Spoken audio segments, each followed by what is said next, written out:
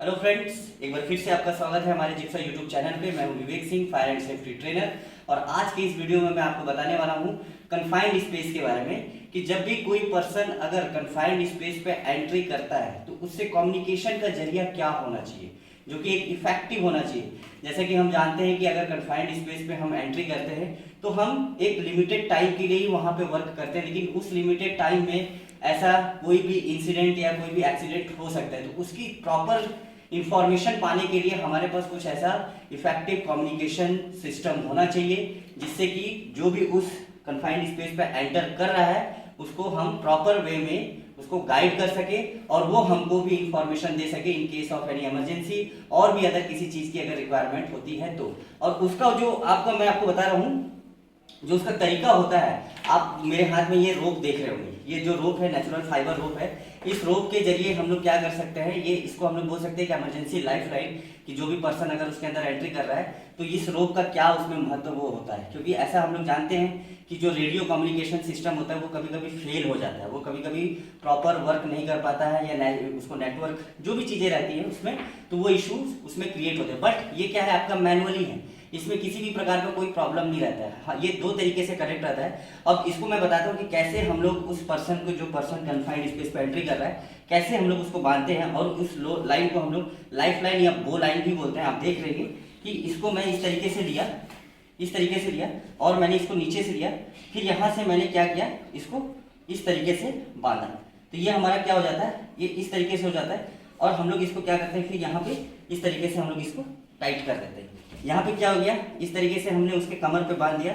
अब ये हो गया बो लाइन। अब एक छोर क्या करते हैं हम लोग, अगर जैसे जरूरत रहती है तो कभी इसको पकड़ा देते हैं और एक साइड से हम पकड़ते हैं। अब यहाँ पे होता है कि इसमें होता है 1 पुल, 2 पुल, 3 पुल, 4 पुल या कंटिन्यूसली पुल। लेकिन उसका एक क्या होता है, एक मेथड होता है, एक उसका वर्ड है जिसको हम लोग बोलते हैं ओथ, OATH, ओथ। ये अगर ओ जो आपका स्टार्टिंग वर्ड है ओ का मतलब होता है 1 पुल, यानी एक पुल यानी ओ।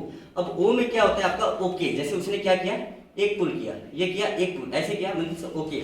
वहां वो जब एंटर कर रहा है इसका मतलब वो एवरीथिंग इज फाइन, उसको हम आगे भेज सकते हैं।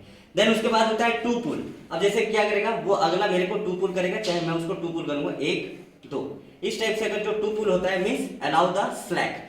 अब अलाउ द स्लैक मतलब क्या होता है, उसको हम अलाउ कर रहे हैं, उसको हम लिबर्टी दे रहे हैं कि आप और नीचे की ओर जाओ, या खुद से वो लिबर्टी मांग रहा है हमसे, फ्रीडम मांग रहा है कि हमको आप नीचे करो। कि वो सब कुछ ऐसा चीज है, वो किसी वर्क के लिए उसको हमको नीचे भेज रहे हैं, तो वो हमको अलाउ कर रहा है या हम उसको अलाउ कर रहे हैं, ठीक है आप नीचे जा सकते हैं।